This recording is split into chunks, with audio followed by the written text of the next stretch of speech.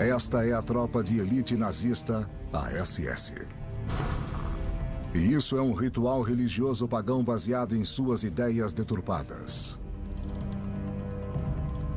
O partido nazista não era como os partidos políticos como conhecemos. Era um ritual. Eles faziam uma lavagem cerebral. Temos que entender esses sistemas de crenças, como os nazistas pensavam. Precisamos entrar na cabeça deles. É uma área na qual os historiadores não quiseram entrar. Eles não querem entrar na barriga da fera. O ritual da SS sonha em reconstruir um mundo antigo e sinistro em que super-homens arianos detêm poderes mágicos e as raças inferiores são suas escravas. Onde deuses pagãos são adorados com sangue e o poder do Santo Grau é usado para destruir os inimigos de Adolf Hitler. Hoje, para nós, isso soa completamente bizarro. Mas acredite, porque as pessoas acreditam no inacreditável. De seu quartel-general no castelo, a SS procura por super-homens no Tibete, por vestígios de suas armas de guerra mágicas. Por provas de que eles são a raça superior e de que seu destino é dominar o mundo. Essas pessoas conduziam uma das melhores operações militares que o mundo já viu. E eram pessoas psicóticas. Elas não precisavam de provas científicas para o que acreditavam. Faz 7 décadas de que Adolf Hitler e seus seguidores espalharam o mal pelo mundo. Chegou a hora de desvendar as doutrinas nazistas. As doutrinas nazistas. As doutrinas nazistas justificavam o derramamento de sangue.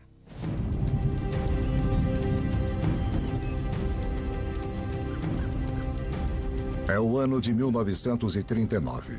Em um castelo no coração da Alemanha de Hitler, um ritual extraordinário acontece.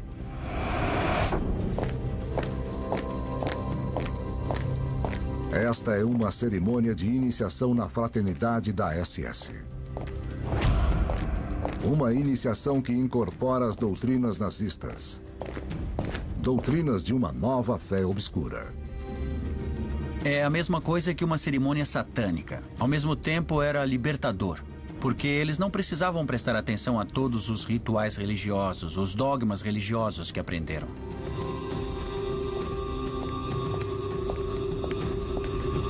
É como rasgar as páginas do passado e colar novas páginas. Este era o objetivo do movimento nazista.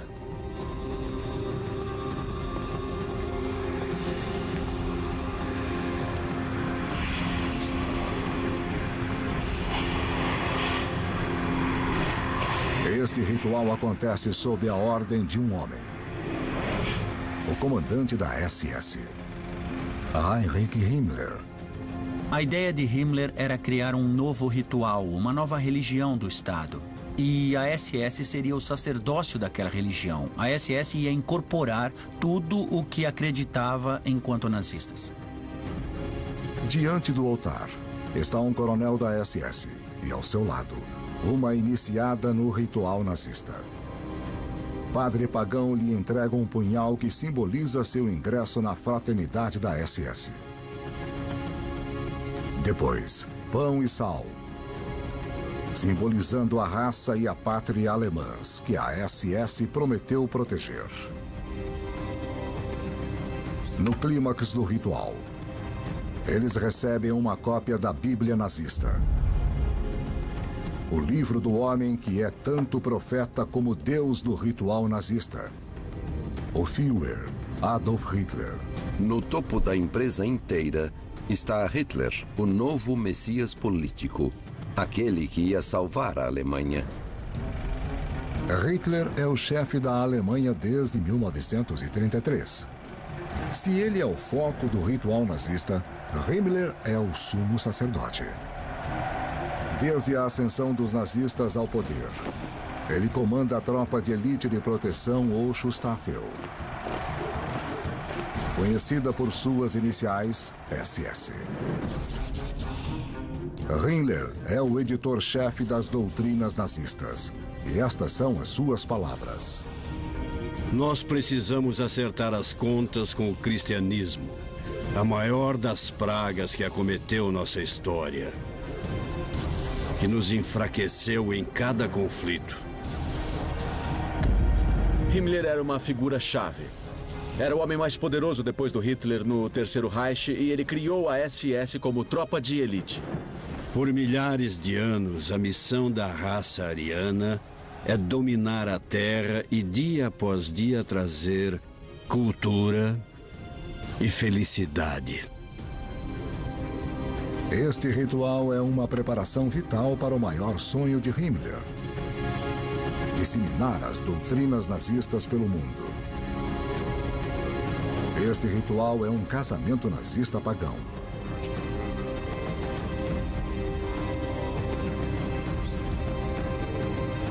Ao contrário do antigo Estado e da Igreja, as pessoas que desejam se casar devem apresentar compatibilidade matrimonial e saúde genética.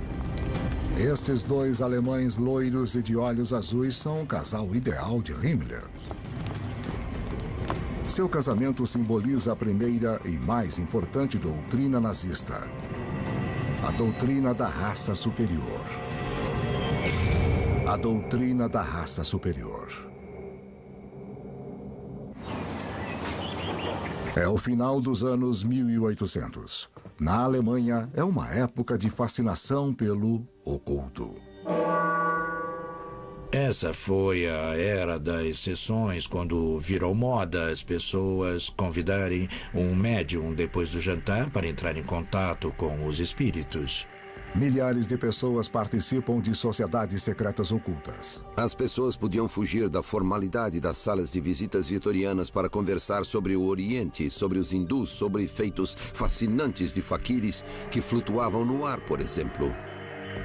Os alemães não eram os únicos atraídos pelos mistérios do oculto. Esse tipo de proliferação das sociedades secretas existiu não apenas na Alemanha, mas nos Estados Unidos, na Grã-Bretanha e em outros países da Europa. Em cidades como Nova York e Londres, é tudo inofensivo. Mas não na Alemanha.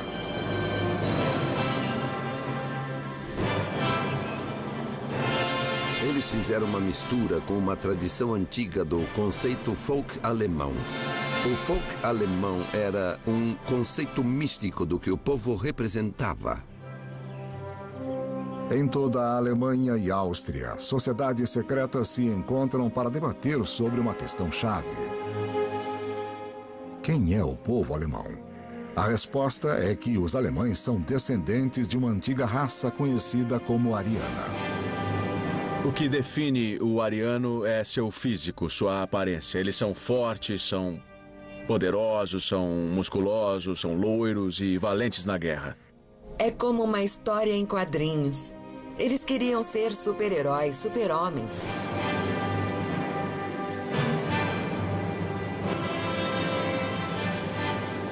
Os mitólogos arianos começaram a descrever a nova espécie de guerreiro marcial, um loiro cruel que cobiça a presa. Super-heróis, loiros, fortes, criadores de cultura, uma raça distinta e superior. Na verdade, a raça ariana nunca existiu. Mas isso não impediu que surgissem incontáveis mitos sobre os supostos arianos. Alguns diziam que eles migraram do norte da Europa para o Tibete, ou da Atlântida, a cidade perdida sob o oceano, ou de uma misteriosa ilha chamada Thule. Thule quer dizer antigo paraíso nórdico, de onde a raça ariana deveria ter descendido. Era um paraíso frio, com gelo e neve. O ritual considera Thule o equivalente nórdico do tropical Jardim do Éden da Bíblia. Thule se tornou quase que uma ideia de um bastão de valores tradicionais que poderiam ser redescobertos e depois reexportados para a Alemanha e para o mundo moderno. Ideias sobre antigos arianos se tornam cada vez mais bizarras e populares. Um ritual até afirma que os arianos, na verdade, eram deuses. Eles sugeriam que esses deuses tinham poderes extraordinários de telecinésia e telecomunicação por meio de transferência. Tudo isso baseado em seus poderes divinos. Como descendentes dos deuses arianos, os participantes do ritual acreditam que, um dia, os alemães podiam redescobrir esses poderes.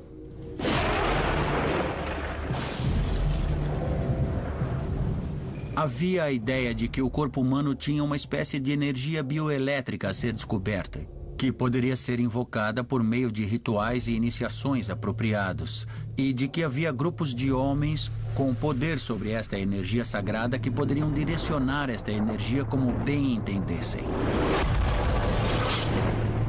Se a pessoa aprendesse como controlar esse poder por meio de rituais e iniciações, ela seria imbatível. Ela não precisaria de armas ou de canhões ou de rifles, aviões, nem foguetes. Ela poderia direcionar esta energia ao inimigo e destruí-lo. Praticantes do ritual dizem que os arianos perderam esses poderes ao cometer um pecado cardial. O pecado da mistura de sangue, da mistura de raças, porque os arianos, originalmente deuses, maldosa e tolamente misturaram seu sangue com o da raça inferior. Segundo eles, é por causa da mistura de raças que os arianos viraram meros mortais. Mas eles ainda colocam os arianos no topo de uma rígida hierarquia de raças, com todos os outros povos abaixo deles. A ideia de que você pertence a uma raça superior é extremamente sedutora e, claro, muito assustadora. Essas visões implicam a existência de tipos de raça, que são definitivamente um obstáculo para o pool de genes. Elas certamente destroem a cultura e os judeus pertenciam ao nível mais baixo desta escala particular de seres. As duas pontas desta hierarquia racista, os arianos e os judeus, são condenadas a travar um eterno conflito. O fato de soar completamente irracional não significa que não devemos levar a sério. Eu acho isso importante porque essas ideias, na verdade, foram abraçadas por muitos, digamos, alemães sábios. É o ano de 1918. A Alemanha está sofrendo uma derrota catastrófica na Primeira Guerra Mundial. O povo humilhado e desesperado procura respostas fáceis e ideias periféricas tornam-se convencionais. Os rituais arianos crescem rapidamente e, em 1919, alguns membros lançam um partido político. O novo partido cresce velozmente. Trata-se do Partido Nacional Socialista dos Trabalhadores Alemães, mais conhecido como o Partido Nazista. O Partido Nazista herdou dos rituais secretos arianos a crença-chave de que a raça ariana era superior. Os arianos eram a raça suprema e tinham um grande inimigo, os judeus.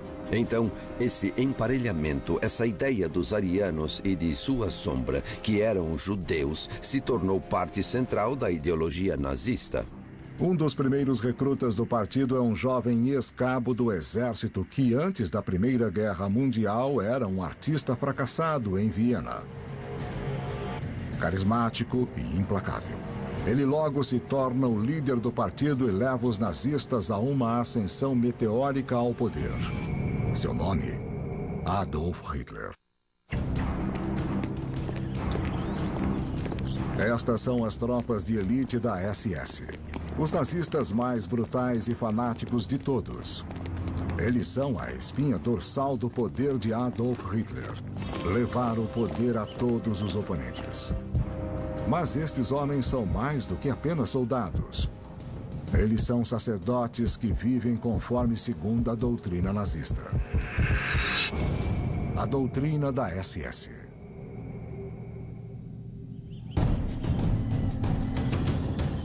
Esta é a floresta de Teutoburgo, no coração da Alemanha. Em 1933, o líder da SS, Himmler, vem até aqui para procurar um lar espiritual para o ritual nazista. Ele determina que um monumento de 500 anos é o local perfeito. O castelo de Wewelsburg. O castelo estava em péssimas condições e eles decidiram começar sua reforma. Os planos para a Torre do Norte eram os mais impressionantes e ambiciosos.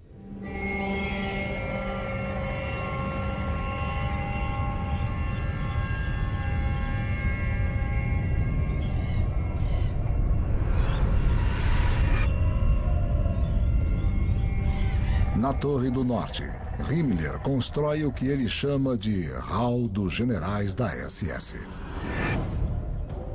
A ideia dele era fazer daquilo um Vaticano, um centro espiritual do Terceiro Reich. Aquilo seria, como ele dizia, o ponto central do mundo. Seria o eixo ao redor do qual o resto do mundo giraria. Seria essencialmente um castelo arrepiante.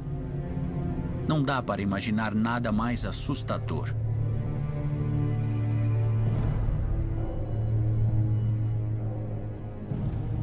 O chão de mármore é revestido por um misterioso símbolo pagão.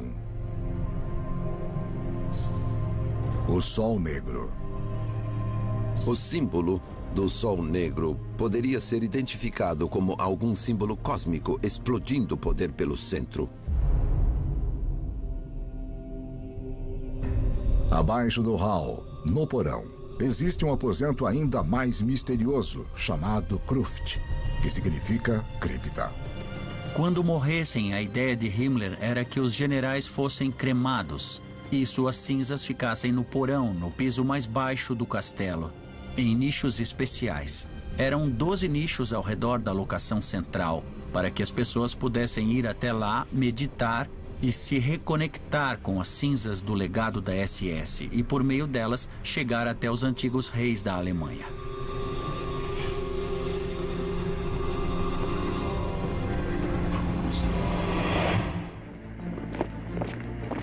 A SS surgiu em 1919, no início do Partido Nazista, como um movimento político em meio ao caos posterior à derrota alemã na Primeira Guerra Mundial.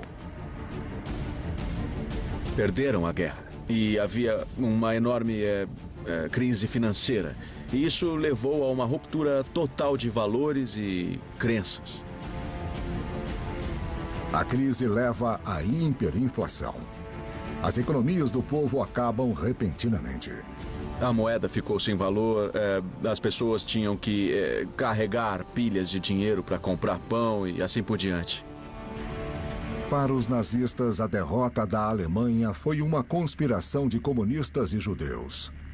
Eles apelam para o orgulho nacional.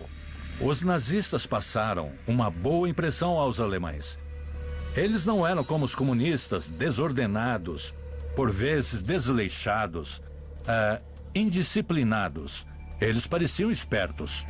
Desconsiderando os compromissos da democracia, eles prometem uma política nova, com uma liderança forte e glória militar.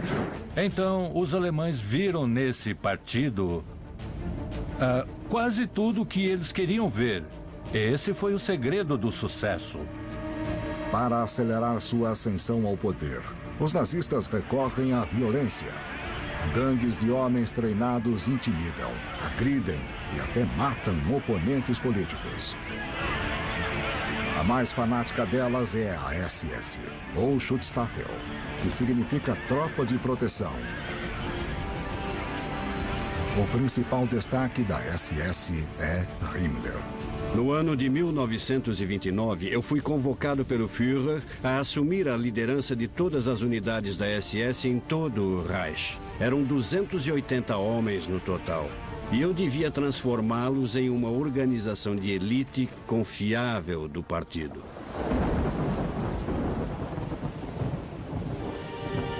Heinrich Himmler nasceu em 1900, em uma família de classe média no sul da Alemanha.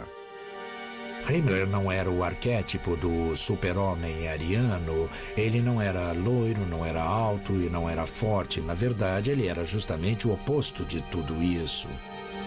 Mas ele era o garoto da classe que todo mundo mais temia. Ele virou um rato.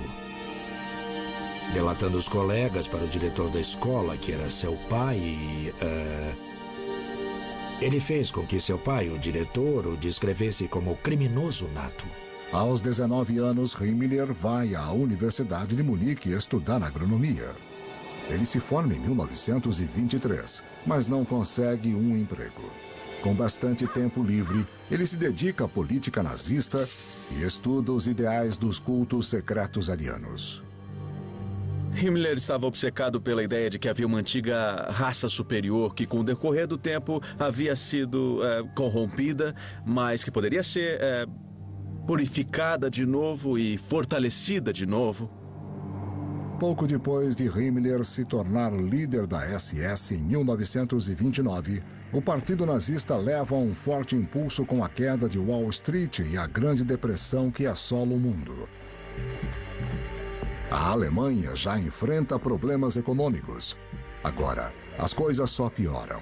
Os nazistas estão prontos para explorar o fato.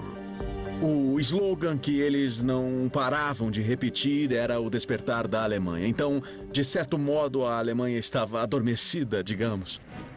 Segundo os nazistas, a Alemanha precisa ser despertada por um novo líder. Então, em 1933, o partido ganha as eleições. Hitler é apontado como chanceler e começa a apertar o cerco no país. Ao seu lado está Himmler e a SS. Adolf Hitler estabeleceu como meta para nossa geração criar um novo começo. Ele foi predestinado pelo karma alemão para salvar a cultura germânica do mundo. No novo Estado nazista, a SS de Himmler domina a segurança nacional e a polícia. Isso é apenas o começo. Himmler tinha ideias maiores e mais ambiciosas para o futuro da SS, além da mera força policial defensiva. Seu plano para a SS era que ela se tornasse a tropa de elite ideológica da Alemanha. A SS, que começou com guardas, policiais, brutamontes, de repente se transformou em uma tropa bem mais elitista, bem mais intensa.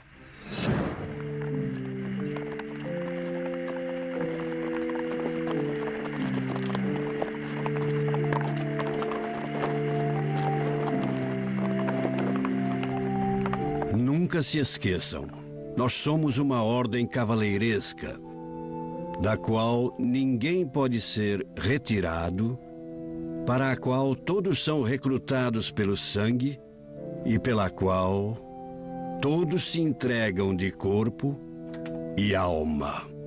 A inspiração de Himmler era a ordem cavaleiresca medieval, como os templários ou os cavaleiros teutônicos, ou mesmo os míticos cavaleiros da mesa redonda do rei Arthur.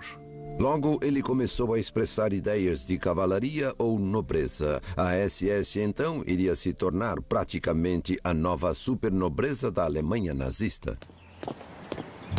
O diário de um jovem recruta revela o apelo da nova ordem nazista de cavaleiros. Eu fui tomado por um desejo ardente de pertencer a esse grupo. Eu queria fugir da minha vida infantil e limitada, e eu queria me associar a algo que era grande e que era importante. Quem era considerado herói da SS recebia o símbolo mais valioso da ordem cavaleiresca: o Anel de Caveira. Eu me concedo a você, Anel de Caveira da SS. As runas opostas à caveira são símbolos sagrados de nosso passado, com o qual fomos recentemente reconectados por meio da filosofia do socialismo nacional. Use seu anel com honra. Os rituais exigiam que a pessoa fosse mais obediente, menos crítica sobre as coisas. Ela deveria exercer as tarefas sem questionar, mesmo que fossem esquisitas ou diferentes. Então, com o tempo, se o grupo a mandasse fazer alguma coisa contra seus valores morais, Ela nem se lembraria, nem consideraria a época em que tinha seus próprios valores sobre as coisas. Em 1935, o castelo de Wewelsburg é denominado Centro de Rituais da SS. Agora os rituais podem ocorrer de fato. Eles são organizados conforme as misteriosas crenças pagãs. Crenças que os nazistas diziam ter sido praticadas na Alemanha milhares de anos atrás. Esta é a terceira doutrina nazista, a doutrina dos deuses pagãos.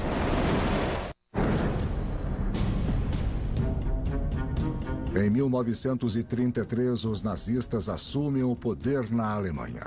Adolf Hitler exerce poder absoluto e tem ao seu lado Himmler, líder da tropa de elite nazista, a SS. Hitler é o idealizador político. Himmler é o arquiteto de um renascimento religioso que deveria substituir o cristianismo alemão pelo paganismo. Himmler acreditava que os deuses pagãos eram criaturas vivas que haviam existido ou talvez ainda existissem no mundo e tinham superpoderes. Ele acreditava em superpoderes. A doutrina dos deuses pagãos.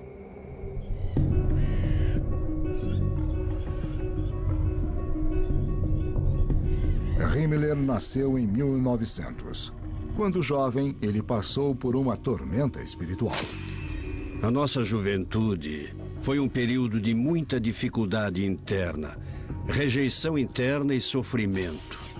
Meu pai era, segundo a tradição familiar, um cristão convicto.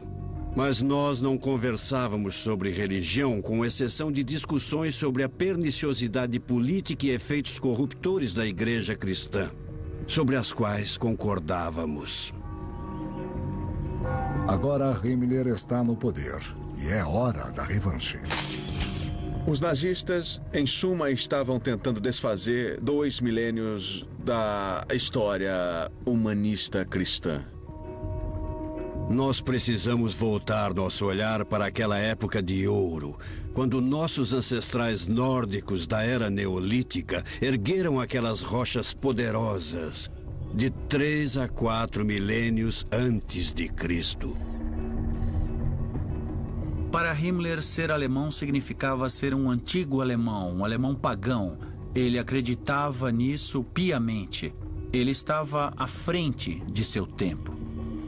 Himmler estava em uma posição suprema, na verdade, ao colocar em prática o que para nós são ideias malucas. No meio de uma floresta na Alemanha Central existem um Exterstein, as pedras externas. São 5 colunas de formação esquisita que se erguem na floresta. Para os nazistas era um local sagrado. A igreja tentou transformá-lo em um local cristão por um tempo.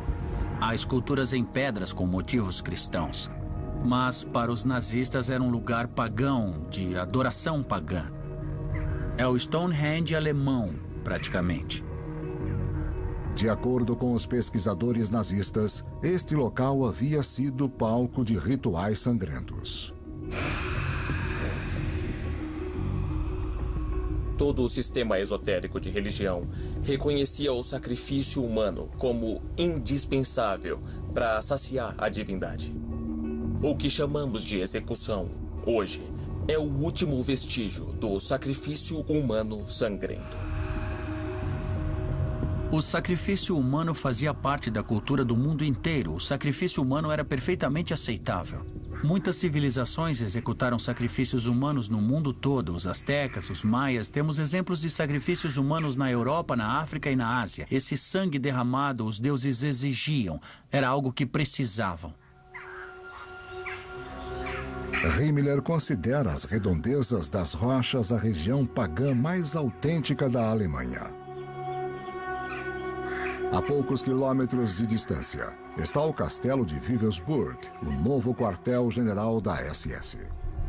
Em 1935 começam os rituais pagãos, rituais desenvolvidos pelo especialista em paganismo, Carl Maria von Willigut. Carl Maria Willigut era um ex-oficial do exército que já havia sido internado em hospícios e era uma espécie de arquétipo do cara doido com ideias doidas. Willigut acredita ser a reencarnação de reis arianos da antiguidade. Willigut disse a Himmler que ele lembrava todas as suas encarnações de 10.000 anos atrás. Ele lembrava perfeitamente de todas as suas vidas, o que significava que lembrava perfeitamente da Alemanha antiga, da religião pagã alemã, da era do Paleolítico e anterior à chegada dos romanos. E Himmler, o segundo homem mais poderoso da Alemanha nazista, acredita. Ali estava o homem que o ajudaria a recriar o paganismo nazista, porque lembrava de tudo. Himmler recrutou Willigut com o pseudônimo Weistor como assistente pessoal. Willigut, ou Weistor, pôde fornecer ao seu mestre exemplos de antigas magias arianas, orações, rituais e, acima de tudo, suas próprias memórias da vida tribal de milhares de anos atrás.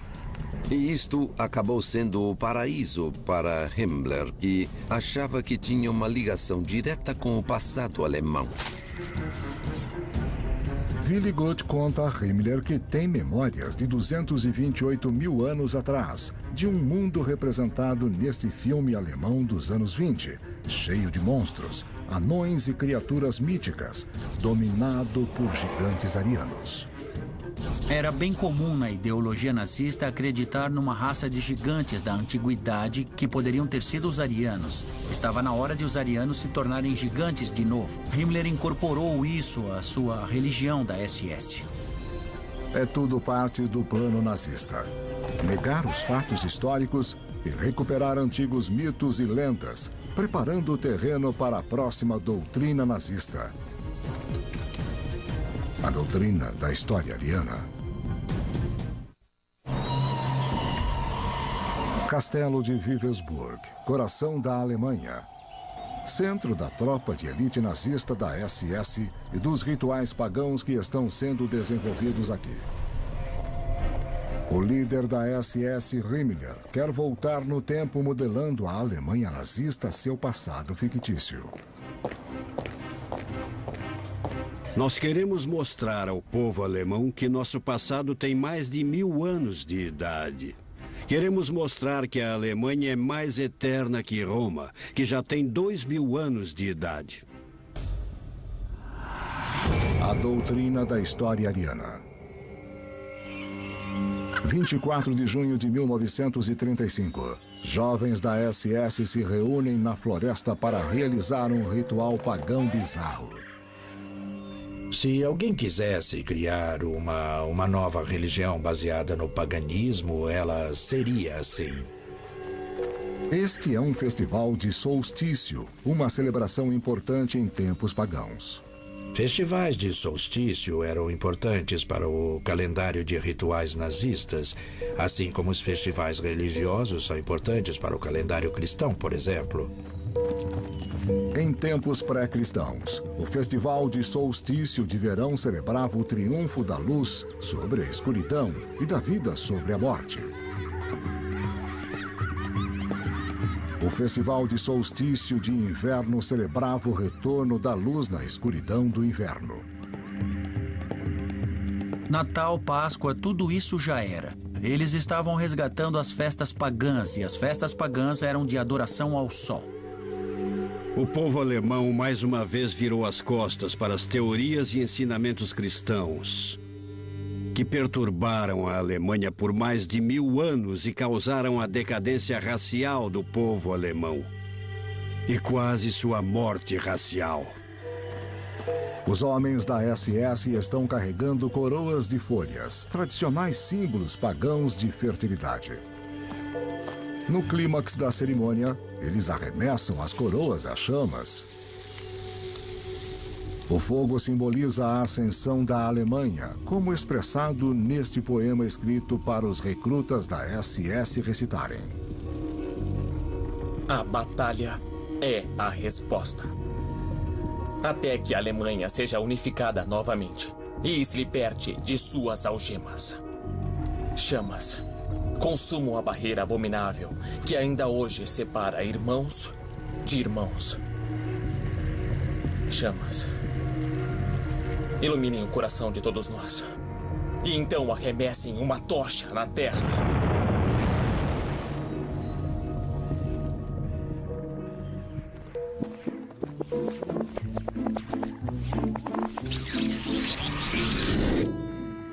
Os nazistas também estabeleceram festivais que celebram a história e cultura alemãs. Neste desfile elaborado, homens se vestem como cavaleiros medievais. Ao seu lado estão os cavaleiros modernos da SS. Muito do senso de identidade nacional da Alemanha é baseado na história, e os nazistas usavam isso. Eles queriam recriar ou queriam incutir uma nova forma de identidade nacional. Por isso, eles selecionam uma miscelânea do passado alemão que se encaixa numa doutrina específica.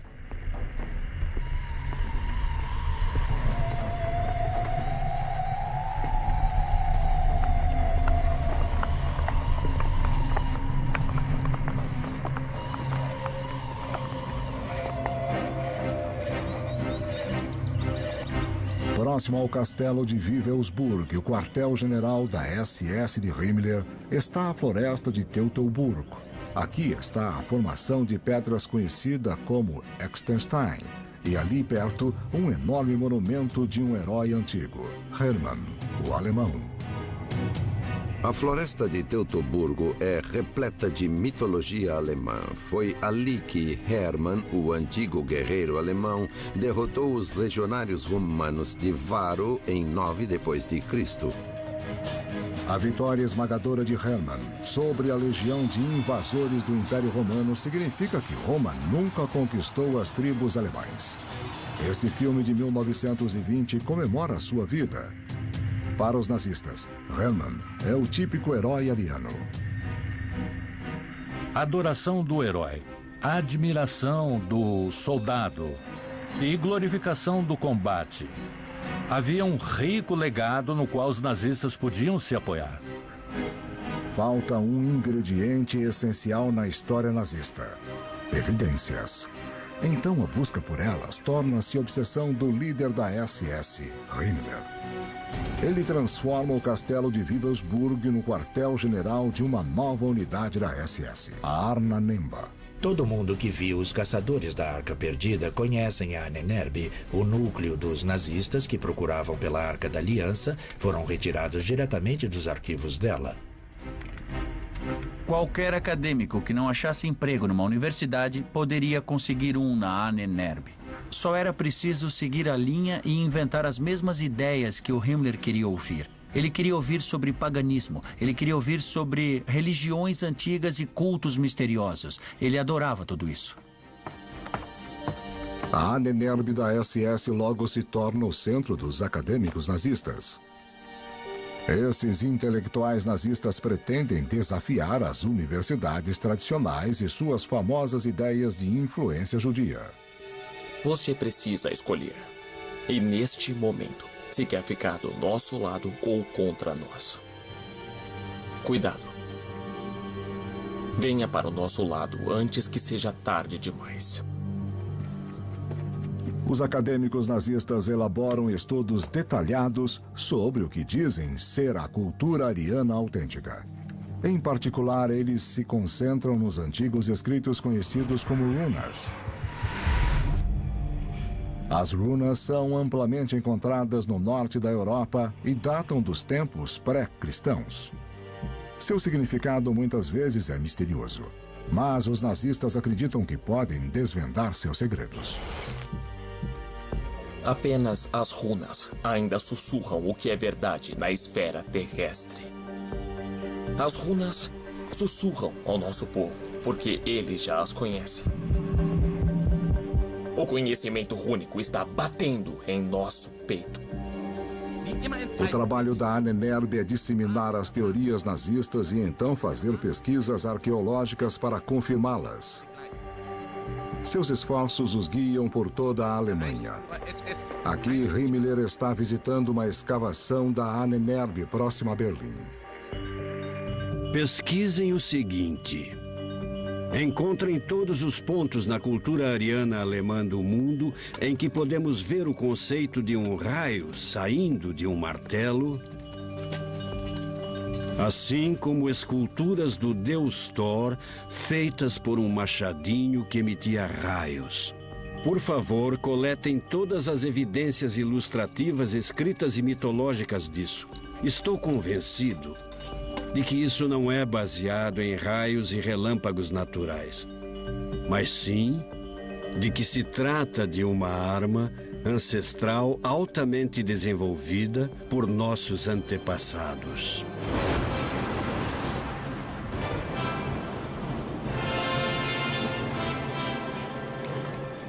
A Ahnenerbe logo encontra a evidência certa. Quando cavamos em solo alemão, em pontos extremos do campo, a poucos centímetros abaixo da superfície, encontramos peças preciosas de cobre, prata e ouro. A qualidade da manufatura, do artesanato e a beleza clássica são difíceis de alcançar mesmo para nós, homens modernos e avançados tecnologicamente. É tudo absurdo. A Ahnenerbe está apenas contando as histórias que Himmler quer ouvir. Era a Alemanha, a terra da cultura e ciências magníficas. E, de repente, ela desviou para essa outra área, uma área de ciência racial, que acredita na Atlântida em poderes místicos. É uma coisa quase impossível de entender hoje. O homem que liderou a força policial mais temida que a história já viu acreditava nessas coisas impossíveis. É importante entendermos isso.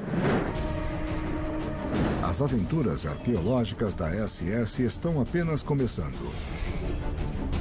Himmler está decidido a encontrar uma relíquia lendária que fascinou escritores e estudiosos em toda a história. O Santo Graal. Nos anos 1930, o castelo de Wewelsburg, na Alemanha, é o quartel-general da SS nazista. Seu líder, Himmler, segue o modelo da Ordem de Cavaleiros Medievais como o Rei Arthur e os Cavaleiros da Mesa Redonda. Wewelsburg é a Camelot nazista, e como o Rei Arthur, Himmler envia seus homens a uma missão em busca de uma antiga relíquia religiosa. A doutrina do Santo Graal. O que é o castelo de Wewelsburg e Camelot sem o Santo Graal? É claro que o Himmler estava determinado a encontrar o Santo Graal para instalá-lo no castelo. Supostamente usado por Jesus na última ceia. Há quem diga que ele também foi usado para guardar as gotas de sangue de Cristo, quando ele estava na cruz. A história fascinou europeus medievais, que acreditavam que o cálice tinha poderes mágicos para curar os doentes e garantir a vida eterna. Mas ele tinha outro significado para os nazistas. O Santo Graal não foi o cálice que Cristo usou na última ceia. Não foi o cálice que guardou o sangue de Cristo na crucificação. Para Himmler, o Santo Graal era uma relíquia pagã. Era um cálice antigo ou uma pedra antiga que tinha um poder oculto tremendo. Otto Rahn é um jovem historiador alemão que pesquisa sobre o Santo Graal. Seu trabalho chama a atenção do assistente de Himmler, Karl Maria von Willigut, que estava prestes a mudar a vida de Otto para sempre.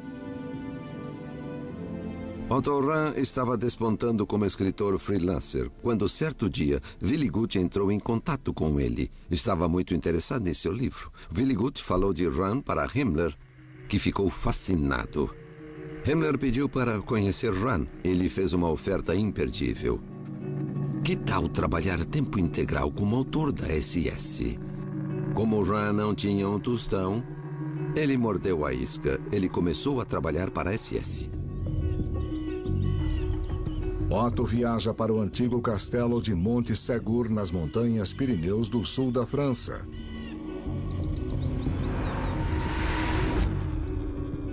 Esta foi a última fortaleza de uma seita herege cristã chamada catarismo, na Idade Média.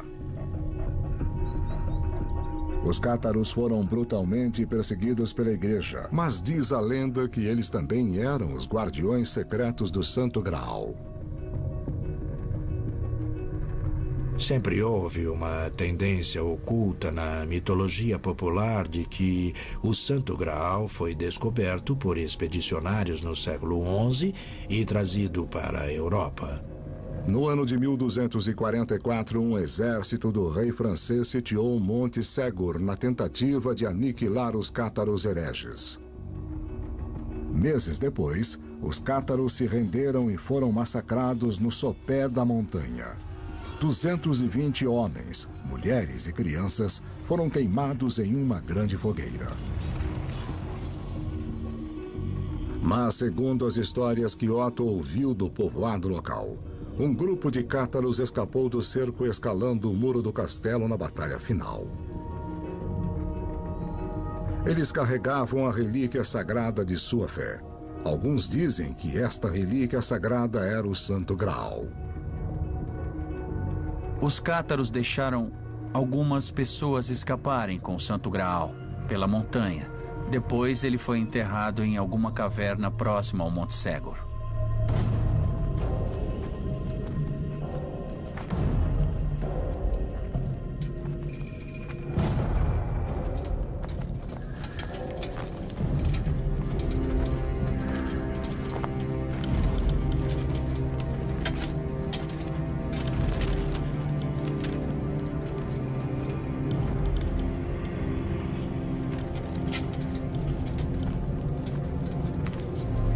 Motivado pelas lendas locais, Otto começa a explorar a misteriosa caverna nas profundezas de Monte Segur. Os cátaros teriam escondido o Santo Graal aqui 700 anos antes? Ele achou evidências da habitação dos cátaros nas cavernas. Ele viu escritos nas paredes que sugeriram que os cátaros haviam estado lá e escondido algo.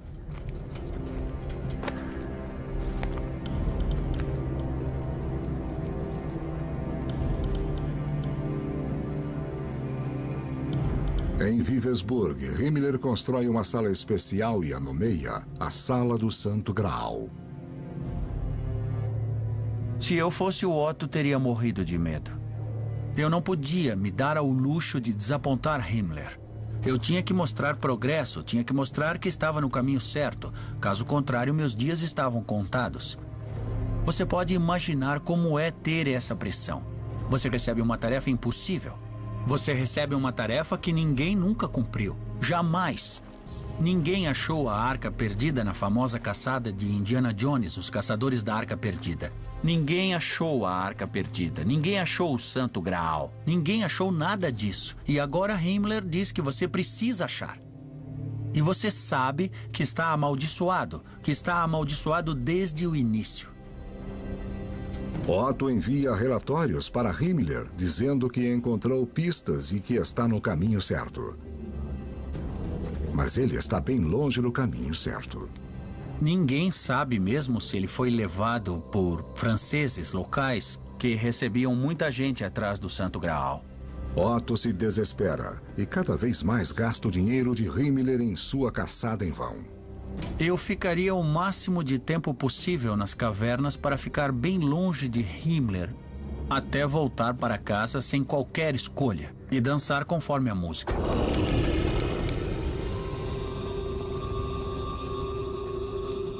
Eu não queria estar na pele do Otto. Esse, com certeza, não é o tipo de ambiente acadêmico que nós buscamos para a carreira, com a SS te dando ordens. Otto retorna a Wewelsburg. Embora Himmler aceite a decepção, Otto sabe que a SS não dá espaço para o fracasso.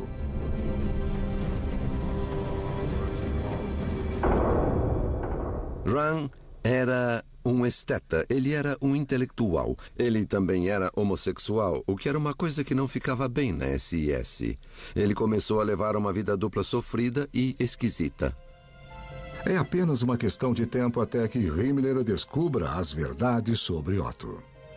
Sua homossexualidade foi descoberta e Ron pediu para sair da SS. Era um fato muito raro alguém pedir para sair da SS. Ele caminhou nas montanhas do Tirol em uma tarde de março de 1939 e seu corpo foi encontrado 6 meses depois, ficando evidente que ele cometera suicídio. A morte de Otto representa o fim de busca nazista pelo Santo Graal. Himmler logo desenvolve outra obsessão. Para tentar provar as teorias racistas nazistas, ele envia pesquisadores da SS para o teto do mundo, para o reino misterioso do Tibete.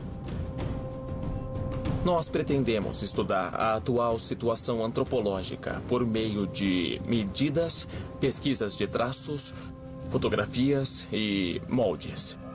E queremos coletar material sobre proporção, origens, importância e desenvolvimento da raça nórdica nesta região.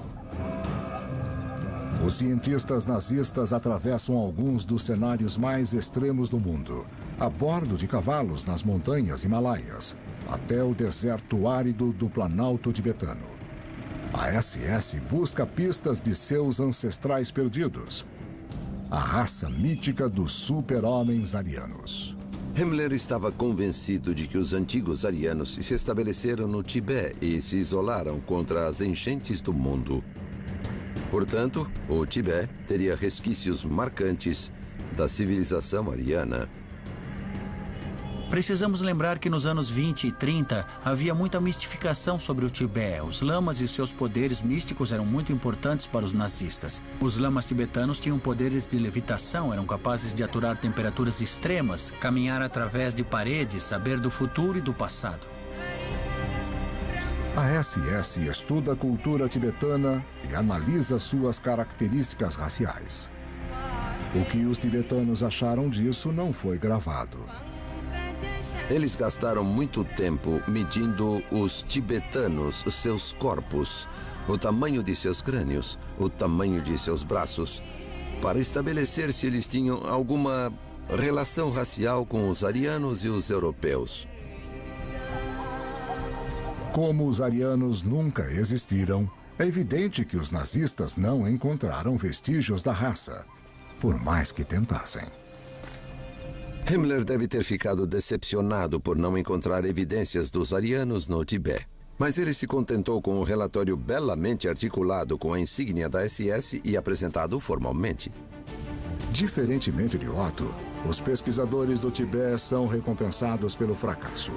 Cada um é presenteado com um anel de caveira, símbolo de sua eterna ligação com a SS e sua fé nas doutrinas nazistas. Principalmente na mais importante de todas, a doutrina do Führer, Adolf Hitler.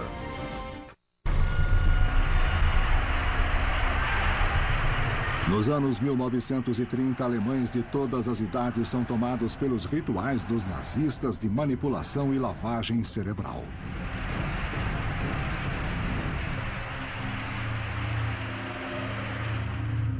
O partido nazista não era um partido político como conhecemos. Era um ritual. E as pessoas eram doutrinadas, sofriam lavagem cerebral. Eles eram capazes de criar um ambiente com propaganda e manipulação das emoções das pessoas para fazer coisas inacreditáveis.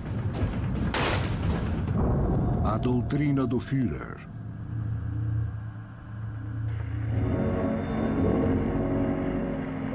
É 1934 e o autoproclamado salvador da Alemanha está prestes a chegar à pequena cidade de Nuremberg. 250 mil pessoas aguardam para recebê-lo. Este famoso documentário, Triunfo da Vontade, mostra sua descida das nuvens como um semideus. A cidade inteira está ansiosa. O Führer, Adolf Hitler, chegou. Meus parentes de Munique comentaram sobre isso na minha infância. Alguém disse que queria ouvir o Hitler, o discurso dele, porque podia ter certeza de que seria uma baita experiência. As músicas, as marchas e o entusiasmo da multidão. A forma como Hitler massageava o ego da plateia. Como ele a tinha na palma de suas mãos. Jovens nazistas cantam e recitam poemas em homenagem a Hitler. Se você nos pedir o que nós temos, nós daremos para você. Porque nós acreditamos em você. Nós juramos lealdade a você. E ninguém pode quebrar esse juramento. Nem você. Somente a morte pode fazê-lo.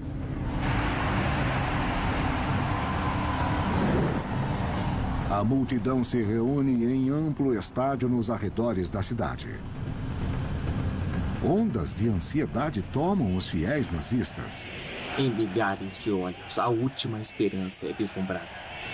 Em milhares de corações, um grito mudo irrompeu. O Führer. Faça-nos vassalos. Senhora. Liberte-nos. Deve ter sido experiências arrebatadoras. Eles entusiasmavam as pessoas e elas voltavam revigoradas com um novo senso de dever ou propósito, como se tivesse ido a uma missa, ou a um jogo de futebol, ou a um festival de rock que empolga as pessoas como zumbis. Elas esquecem sua individualidade e começam a gritar em uníssono. Como Hitler dizia, sozinho um indivíduo é como uma pequena minhoca. Mas na multidão, ele se torna um dragão imenso. É claro que o nazismo usava um grande número de liturgias religiosas e simbolismo em suas aparições teatrais. Eles aproveitavam o desejo natural do povo por práticas ou devoções religiosas neste novo formato secular. Hitler se inspirou em uma longa tradição de crenças em salvadores e ele era adorado e até venerado como um salvador.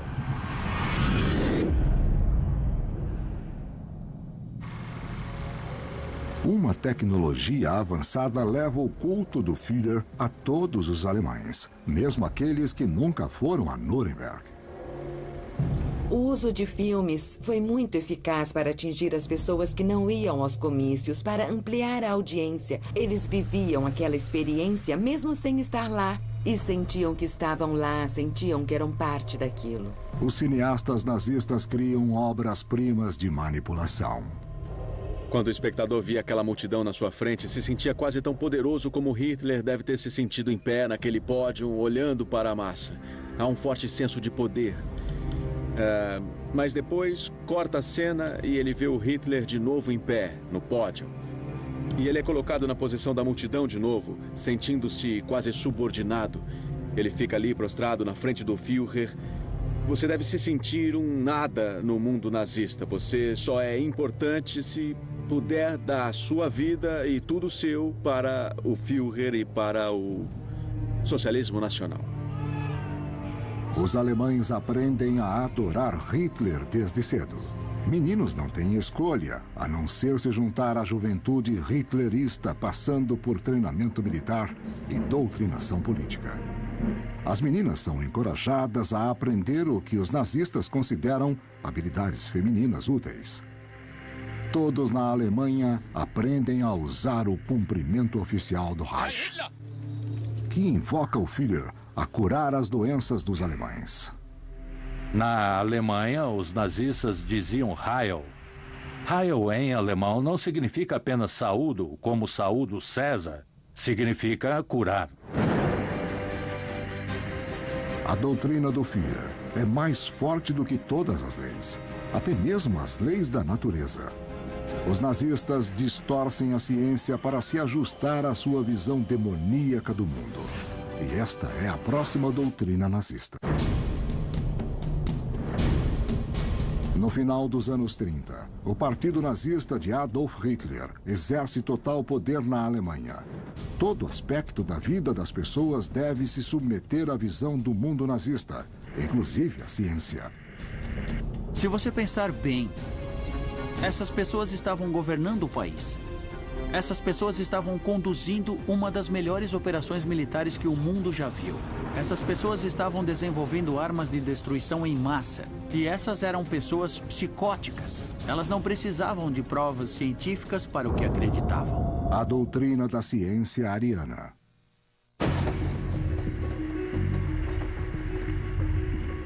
Antes dos nazistas assumirem o poder, a Alemanha tinha o maior número de prêmios Nobel do que qualquer país, talvez mais do que todos. O problema dos nazistas em relação a isso era a verdade inconveniente de que muitos dos premiados que tinham nacionalidade alemã também eram judeus. Na Universidade de Berlim, Albert Einstein desenvolveu sua teoria da relatividade, um dos maiores saltos intelectuais da humanidade. Mas Einstein era judeu, e para os nazistas, isto significava que suas teorias deviam ser incorretas.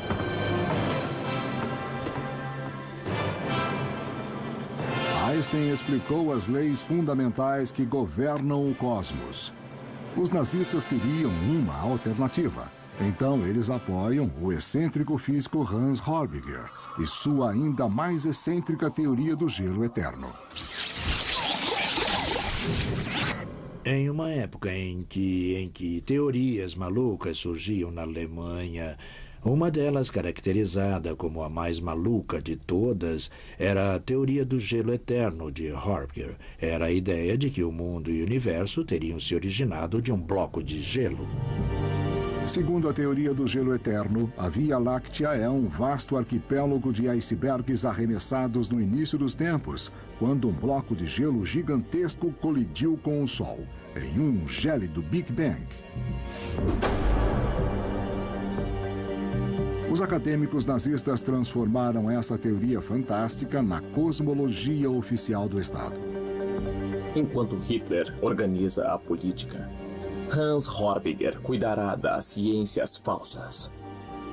A doutrina do gelo eterno anunciará a regeneração do povo alemão.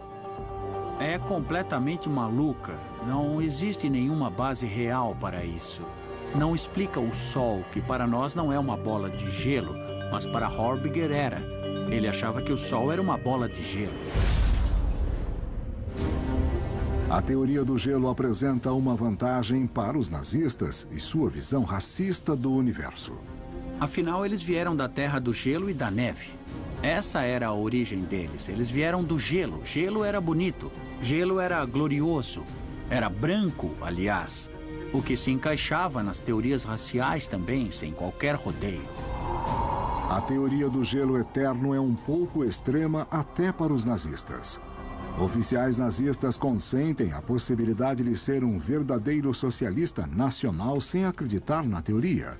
Mas era obrigatório acreditar no princípio central do nazismo, a raça superior ariana. Nós somos, como podemos admitir orgulhosamente, com base nas pesquisas raciais mais recentes e completas, o povo mais antigo da Terra.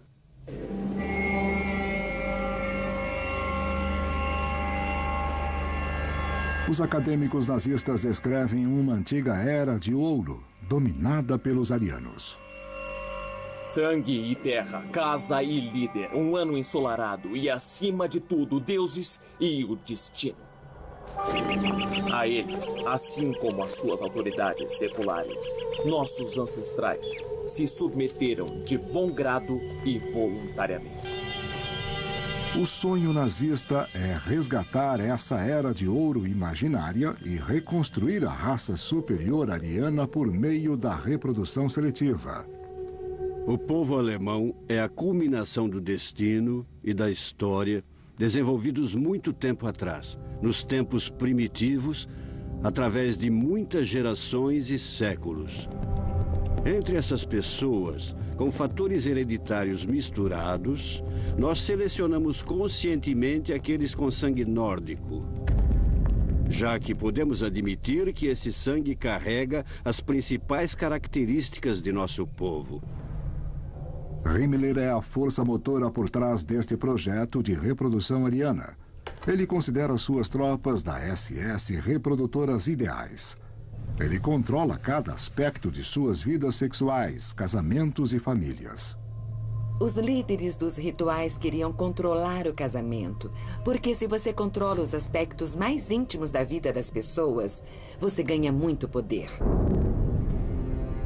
Se você pode controlar as relações conjugais, se pode controlar a sexualidade, se pode controlar o dinheiro das pessoas, tudo isso é uma forma bem pessoal de deter controle sobre as pessoas.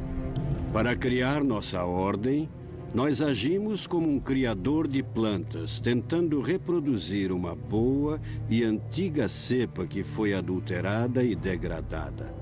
Nós selecionamos de novo e descartamos aqueles que não são adequados.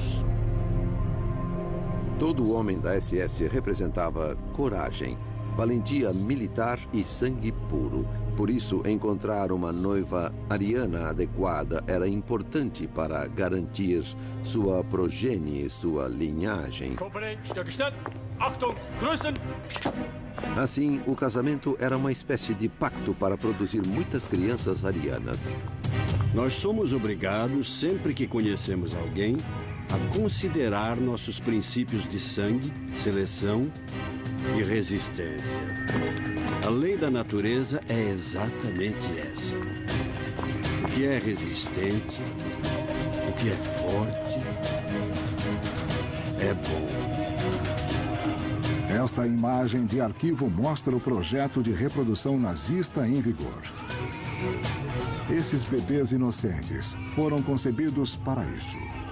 Seus pais foram reunidos para construir a raça superior e prepará-la para dominar o mundo.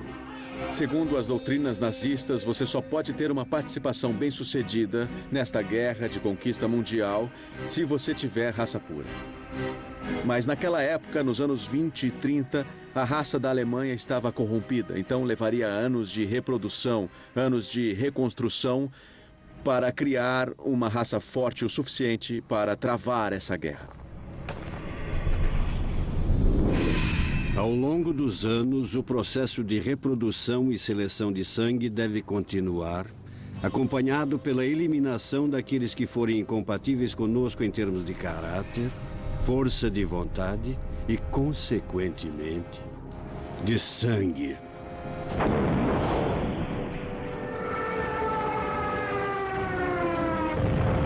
Quando os arianos restaurassem sua glória antiga, os nazistas supostamente conseguiriam dominar todas as raças inferiores. Para isso, durante os anos 30, Hitler constrói a máquina militar mais poderosa do mundo. Sua meta é escravizar as raças inferiores em um império alemão que perdurará por 1000 anos. Está na hora de introduzir a doutrina nazista de guerra de raças.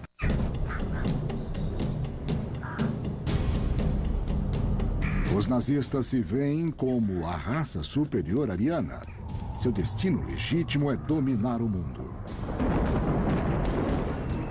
A guerra é uma parte integrante das doutrinas nazistas no sentido de que as raças sempre vão colidir, sempre vão conflitar. É uma luta por sobrevivência. Você não pode simplesmente coexistir, você precisa se defender militarmente.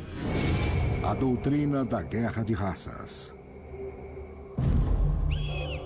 A crença nazista sobre conflito de raças vem de uma má interpretação de uma das maiores descobertas da ciência: a teoria da evolução de Charles Darwin.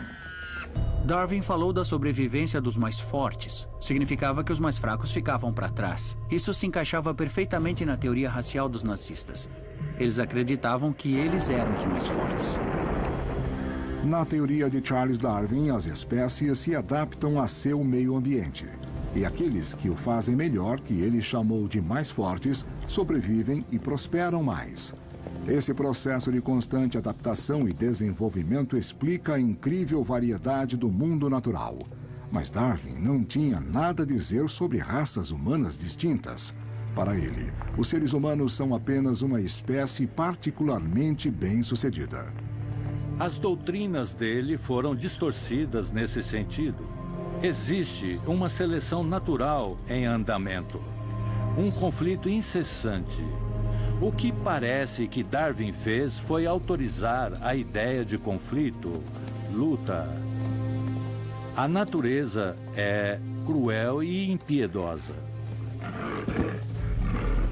Se você acredita em uma teoria de raças, uma teoria da evolução, você tem dois caminhos a seguir. Ou você é parte do problema, ou é parte da solução. Ou você é parte da raça inferior, que será deixada para trás, ou você é parte da raça superior, do próximo estágio da evolução, que controlará o mundo, que herdará a Terra.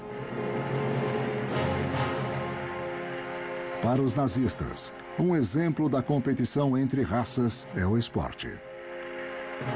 Principalmente nos Jogos Olímpicos de 1936 em Berlim.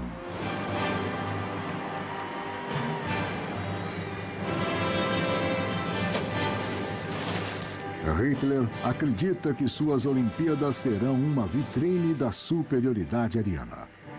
Este filme de propaganda do campo de treinamento alemão idealiza o físico ariano. Apenas espécimes plenas poderiam representar a Alemanha. Alguns dos treinamentos da Alemanha são bizarros, mas os nazistas levam as Olimpíadas muito a sério.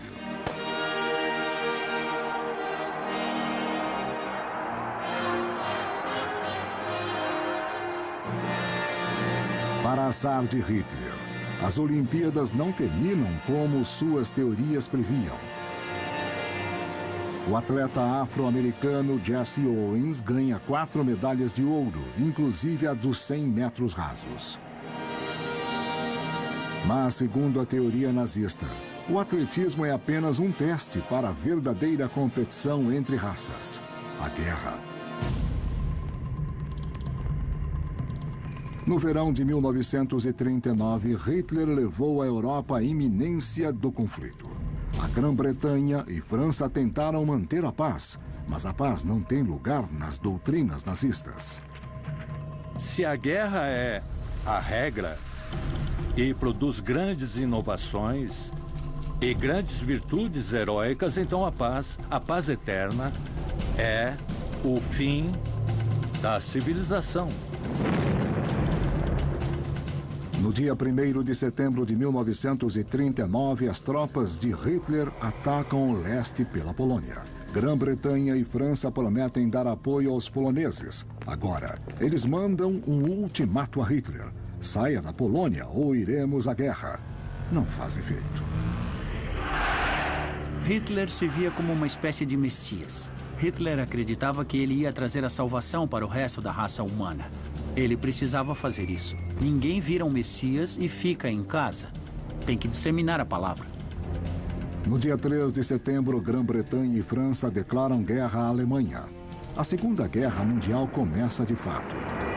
Nos próximos 6 anos, ela atingirá 4 continentes e destruirá 61 milhões de vidas. O nazismo é como um tubarão, ele precisa se mexer para se manter vivo, ele precisa estar continuamente em guerra. E a paz, a coexistência em paz, não faz parte do programa. Eles iam subjugar os povos do mundo, esse era o plano deles. A Europa em primeiro lugar, depois o resto do mundo. Ele deixou a Ásia para os japoneses, a América do Norte por si só e a América do Sul sozinha. Mas ele havia instituído uma rede de associações alemãs em toda a América do Norte e do Sul. Ele estava preparado para dominar e derrubar os governos das Américas também. O próximo passo de Hitler, depois da Polônia, é atacar a Europa Ocidental em maio de 1940, assolando os Países Baixos e a Bélgica, para depois atacar a França. Os britânicos voltam para o canal inglês.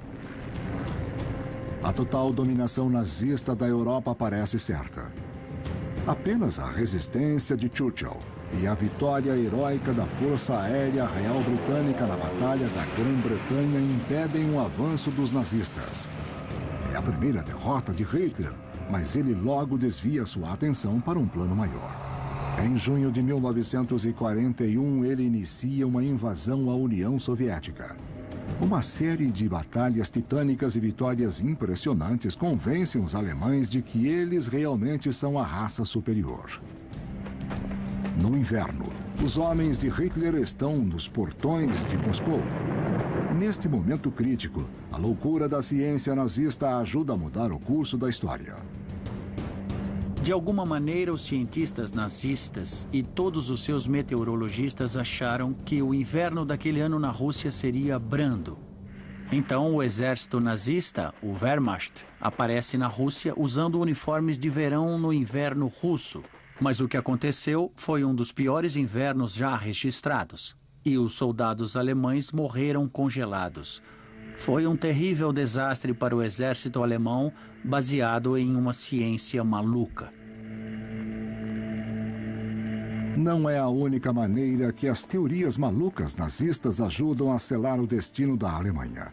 Segundo as doutrinas nazistas, o ataque de Hitler à União Soviética faz muito sentido. Os nazistas consideram os eslavos uma raça inferior e a conquista do leste seria o destino ariano. Na verdade, ao atacar a União Soviética no verão de 1941 e declarar guerra aos Estados Unidos 6 meses depois, Hitler ganha mais inimigos do que pode suportar. Logo, ele enfrenta o poder conjunto dos Estados Unidos, da Rússia e do Império Britânico. Ainda assim, os aliados levariam 3 anos para dominar a Alemanha de leste a oeste. 3 anos durante os quais a guerra de raças nazista veria os crimes mais chocantes da história. Crimes que são a conclusão lógica de todas as doutrinas nazistas, cujas ideias deturpadas nasceram nos cultos secretos arianos. A ligação entre os rituais secretos arianos e o Holocausto está enterrada na raça superior ariana e sua batalha, sua luta contra os judeus. Uma vez que os arianos e os judeus foram rivalizados como arquétipos em alguma espécie de batalha cósmica, foi fácil para os rituais secretos arianos e a ideologia nazista identificarem a destruição dos judeus como única solução, a solução final para os arianos dominarem o mundo. As vitórias de Hitler levam cerca de 9 milhões de judeus ao controle dos nazistas. Agora, os nazistas têm a chance de terminar sua tão famosa guerra de raças de uma vez por todas. Esta solução final ficará a cargo da SS de Himmler. Eles conduzem a matança de civis, campos de concentração e câmaras de gás.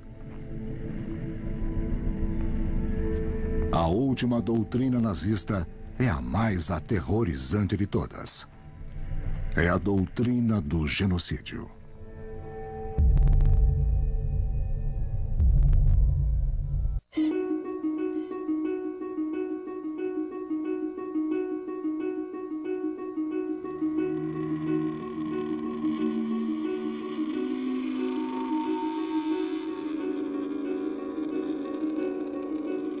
Os nazistas veem a Segunda Guerra Mundial como uma guerra entre a raça superior ariana, os alemães, e as raças inferiores, como os russos e outros eslavos, e principalmente os judeus.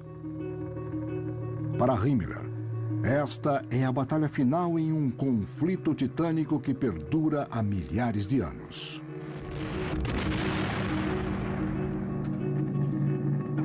Em todo o tempo em que houve homens na Terra, a batalha entre raças humanas e raças subhumanas foi uma regra histórica. Essa guerra de judeus contra o povo alemão pertence ao curso natural da vida em nosso planeta desde muito tempo. A doutrina do genocídio.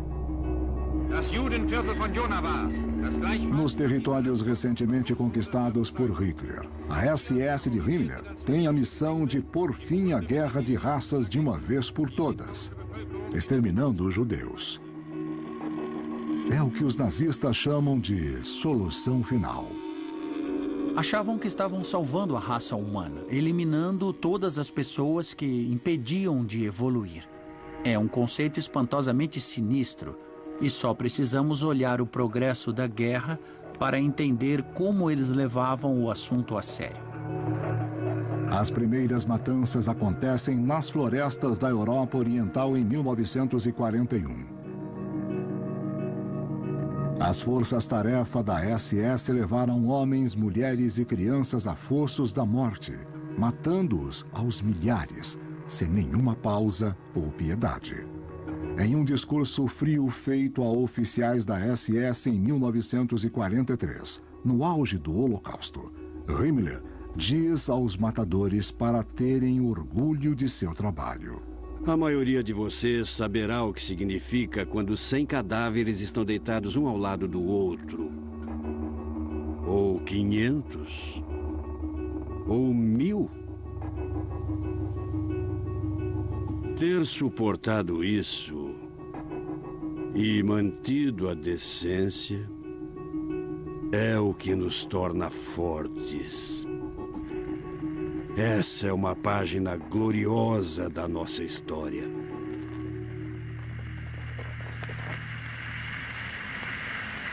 Uma carta de um recruta da SS de 22 anos, Karl Kretschmer, para a família na Alemanha, revela sua aversão às suas próprias ações. Mas também mostra como as doutrinas nazistas fortaleciam sua decisão. Eu estou num momento muito triste. E eu preciso sair dele. A cena dos mortos, incluindo mulheres e crianças, não é muito animadora.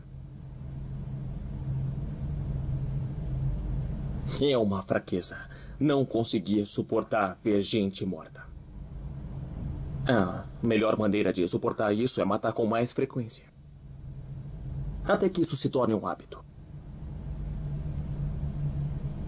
Quanto mais alguém pensa no negócio, mais chega à conclusão de que é a única coisa que podemos fazer para garantir incondicionalmente a segurança do nosso povo e do nosso futuro. A nossa fé no Führer nos preenche e nos dá força para prosseguir com essa tarefa difícil e ingrata. A jornada de jovens como Karl ao maior mal imaginável agora está completa. Eu acho que as doutrinas nazistas eram motivadoras e serviam como meios de justificativas. Elas justificavam o derramamento de sangue. Para tirar a pressão dos grupos assassinos, os organizadores nazistas estabelecem um método mais impessoal de assassinato em massa. Uma máquina imensa de trens, campos e câmaras de gás. O Holocausto atinge seu auge em 1944, enquanto a Alemanha de Hitler luta contra a derrota. Não havia justificativa militar para manter os campos de extermínio ativos quase no fim da guerra. Esse gasto tremendo em recursos não fazia sentido militarmente, mas eles continuaram sem parar até o final. Eles acreditavam, se alguém realmente acreditasse nessa ideologia, não questionaria os campos de extermínio. À medida que os aliados avançam na Alemanha de leste a oeste, eles encontram os campos. Conforme a amplitude das atrocidades nazistas é revelada, um mundo horrorizado perguntava: por quê?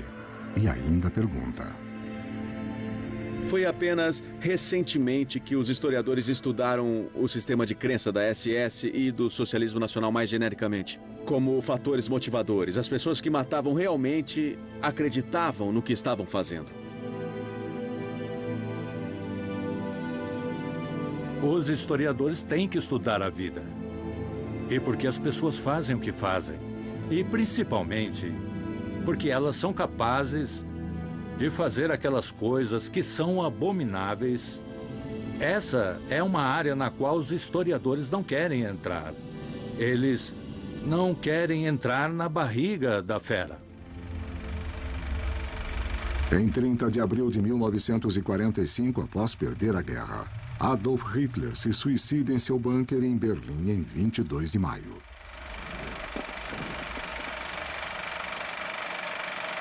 Em 22 de maio, Himmler é capturado pelos britânicos e indiciado pelos crimes de guerra. Mas antes de enfrentar a corte, ele ingere veneno. As doutrinas nazistas morrem com eles. Líderes nazistas sobreviventes são julgados por crimes de guerra. Os julgamentos acontecem em Nuremberg, o antigo local do comício nazista uma década antes.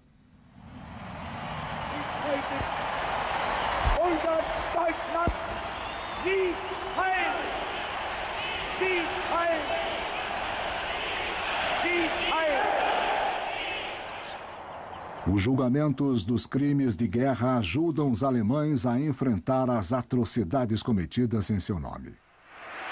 E a começar a questionar por que tantas pessoas acreditaram, ou ao menos aprovaram, os sonhos deturpados dos nazistas. Para entender o que aconteceu na Alemanha entre 33 e 45, as doutrinas nazistas não são apenas úteis, mas completamente essenciais.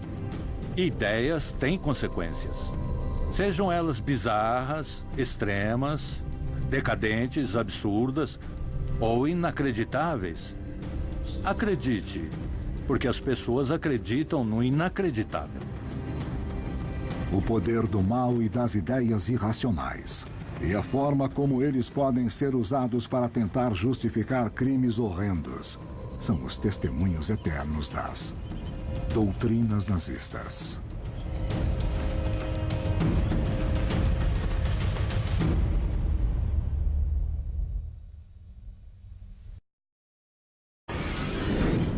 As doutrinas nazistas. As doutrinas nazistas justificavam o derramamento de sangue.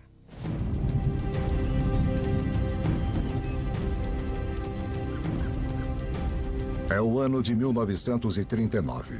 Em um castelo no coração da Alemanha de Hitler, um ritual extraordinário acontece.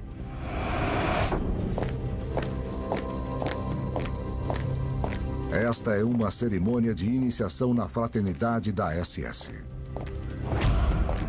Uma iniciação que incorpora as doutrinas nazistas. Doutrinas de uma nova fé obscura.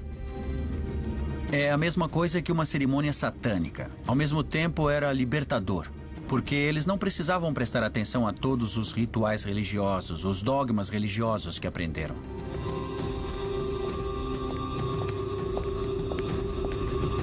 É como rasgar as páginas do passado e colar novas páginas. Este era o objetivo do movimento nazista.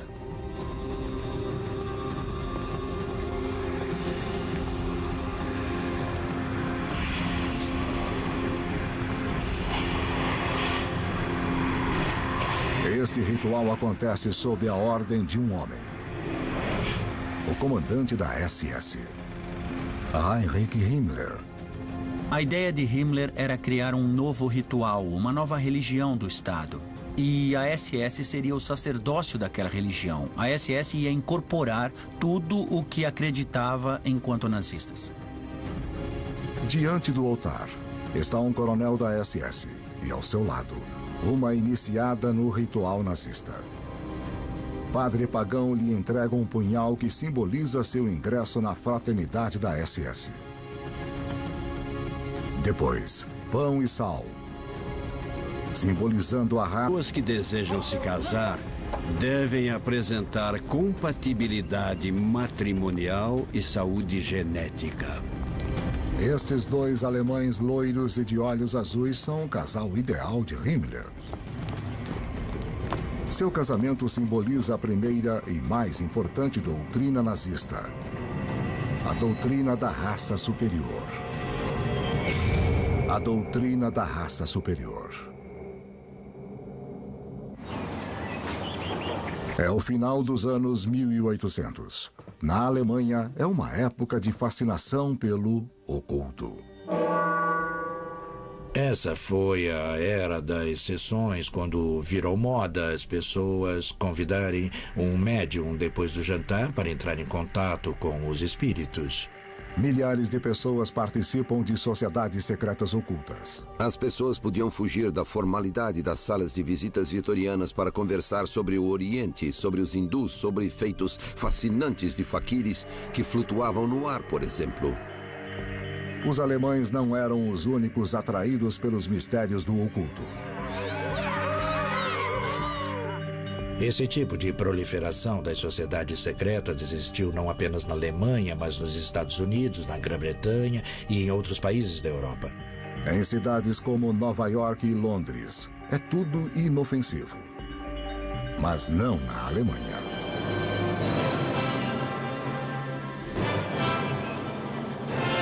Eles fizeram uma mistura com uma tradição antiga do conceito folk alemão. O folk alemão era um conceito místico do que o povo representava. Em toda a Alemanha e Áustria, sociedades secretas se encontram para debater sobre uma questão-chave. Quem é o povo alemão? A resposta é que os alemães são descendentes de uma antiga raça conhecida como ariana. O que define o ariano é seu físico, sua aparência. Eles são fortes, são poderosos, são musculosos, são loiros e valentes na guerra. É como uma história em quadrinhos. Eles queriam ser super-heróis, super-homens.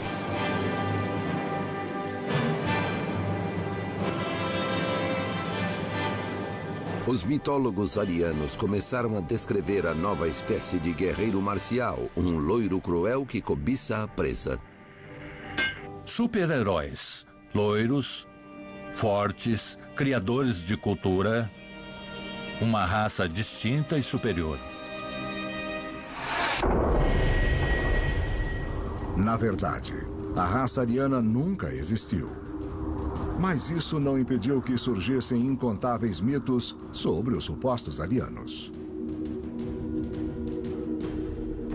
Alguns diziam que eles migraram do norte da Europa para o Tibete, ou da Atlântida, a cidade perdida sob o oceano, ou de uma misteriosa ilha chamada Thule. Thule quer dizer antigo paraíso nórdico, de onde a raça ariana deveria ter descendido. Era um paraíso frio, com gelo e neve. O ritual considera Thule o equivalente nórdico do tropical Jardim do Éden da Bíblia. Thule se tornou quase que uma ideia de um bastão de valores tradicionais que poderiam ser redescobertos e depois reexportados para a Alemanha e para o mundo moderno. Ideias sobre antigos arianos se tornam cada vez mais bizarras e populares. Um ritual até afirma que os arianos, na verdade, eram deuses.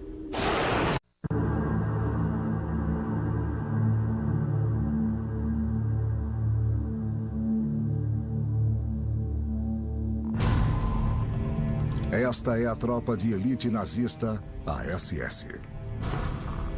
E isso é um ritual religioso pagão baseado em suas ideias deturpadas. O partido nazista não era como os partidos políticos como conhecemos. Era um ritual. Eles faziam uma lavagem cerebral. Temos que entender esses sistemas de crenças, como os nazistas pensavam. Precisamos entrar na cabeça deles.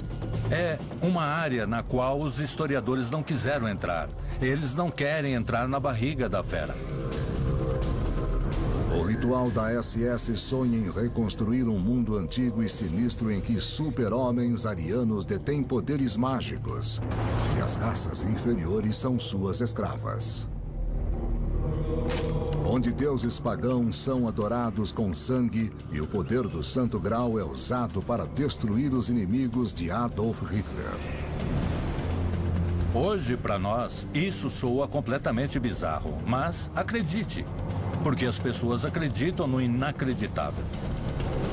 De seu quartel-general no castelo, a SS procura por super-homens no Tibete, por vestígios de suas armas de guerra mágicas. Por provas de que eles são a raça superior e de que seu destino é dominar o mundo. Essas pessoas conduziam uma das melhores operações militares que o mundo já viu. E eram pessoas psicóticas. Elas não precisavam de provas científicas para o que acreditavam. Faz 7 décadas de que Adolf Hitler e seus seguidores espalharam o mal pelo mundo. Chegou a hora de desvendar as doutrinas nazistas. A raça e a pátria alemãs que a SS prometeu proteger. No clímax do ritual, eles recebem uma cópia da Bíblia nazista. O livro do homem que é tanto profeta como Deus do ritual nazista. O Führer, Adolf Hitler. No topo da empresa inteira está Hitler, o novo messias político. Aquele que ia salvar a Alemanha. Hitler é o chefe da Alemanha desde 1933. Se ele é o foco do ritual nazista, Himmler é o sumo sacerdote. Desde a ascensão dos nazistas ao poder, ele comanda a tropa de elite de proteção ou Schutzstaffel. Conhecida por suas iniciais, SS. Himmler é o editor-chefe das doutrinas nazistas. E estas são as suas palavras. Nós precisamos acertar as contas com o cristianismo, a maior das pragas que acometeu nossa história, que nos enfraqueceu em cada conflito. Himmler era uma figura-chave. Era o homem mais poderoso depois do Hitler no Terceiro Reich e ele criou a SS como tropa de elite.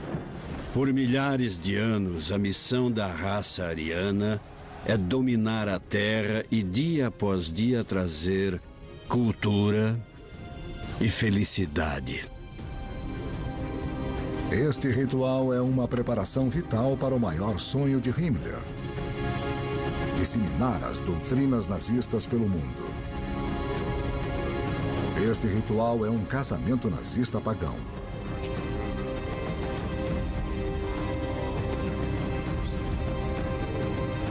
Ao contrário do antigo Estado e da Igreja, as pessoas